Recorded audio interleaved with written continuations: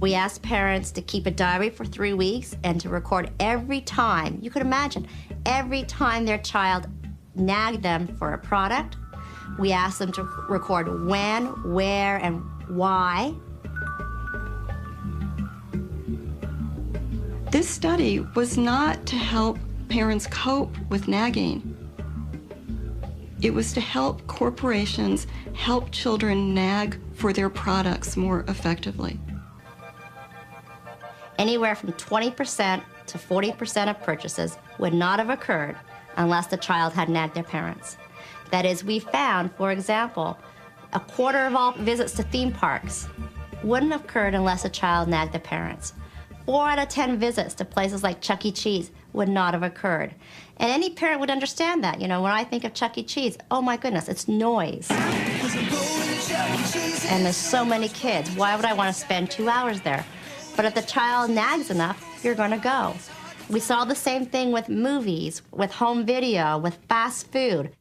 We do have to break through this barrier where they do tell us, or they say they don't like it when their kids nag.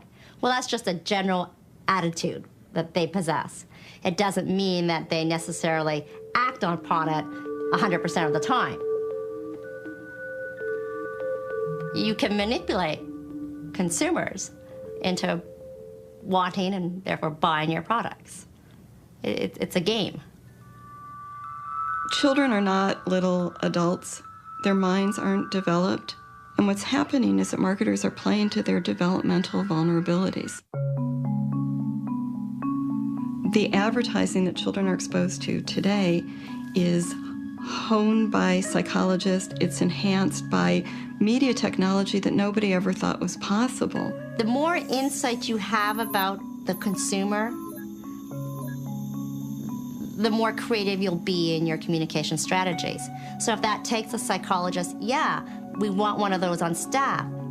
I'm not saying that it's wrong to make things for children. You know, and I also think it's important to distinguish between psychologists who work on products for children, who help, you know, toy corporations make toys that are developmentally appropriate. I think that's great. That's different from selling the toys directly to the children. Initiative is huge. I think in the US, we place about $12 billion of media time. So we'll put it on TV, we'll put it in print, we'll put it out in outdoor, we'll buy radio time. So we're the biggest buyers of advertising time and space in the US and in the world. One family cannot combat an industry that spends $12 billion a year trying to get their children. They can't do it.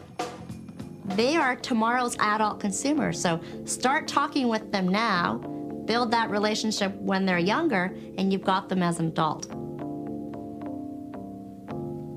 Somebody asked me, Lucy, is that ethical? You're essentially manipulating these children. Well, yeah, is it ethical? I don't know. But our role at Initiative is to move products. And if we know you move products with a certain creative execution, placed in a certain type of media vehicle, then we've done our job.